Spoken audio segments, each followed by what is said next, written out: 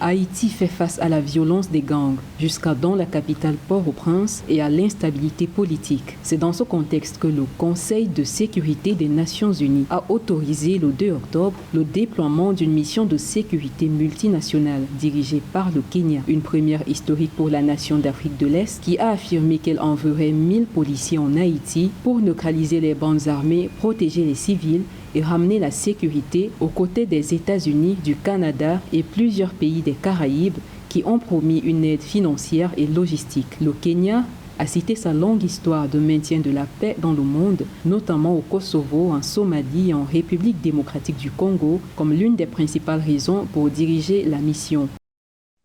Haïti, c'est le prolongement de l'Afrique. Haïti, c'est la plus africaine de toutes les nations des Antilles et des Amériques. L'Afrique et l'Union africaine ont plusieurs fois exprimé leur solidarité avec la diaspora des personnes d'ascendance africaine à travers le monde. Pour nous, Africains, Haïti est un pays très important pour l'Afrique.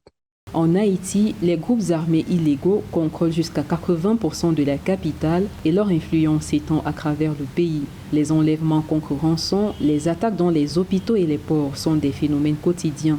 La violence a contraint plus de 130 000 personnes à quitter leur foyer et les efforts d'aide sont entravés par les problèmes internes. Le président kenyan William Ruto a salué la résolution des Nations Unies en promettant la réussite de l'opération.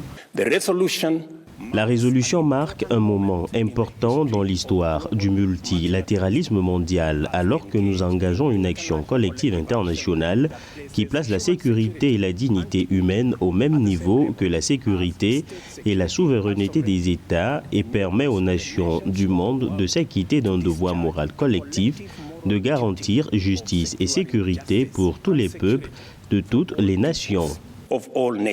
Bien que 13 des 15 membres du Conseil de sécurité soutiennent le mandat du Kenya en Haïti, la Chine et la Russie se sont abstenus, invoquant leurs inquiétudes quant aux paramètres de la mission. La force multinationale d'une durée d'1 an devrait être déployée dans les prochains mois. Des détails importants tels que la taille de la mission, les règles d'engagement et la stratégie de sortie sont encore en discussion.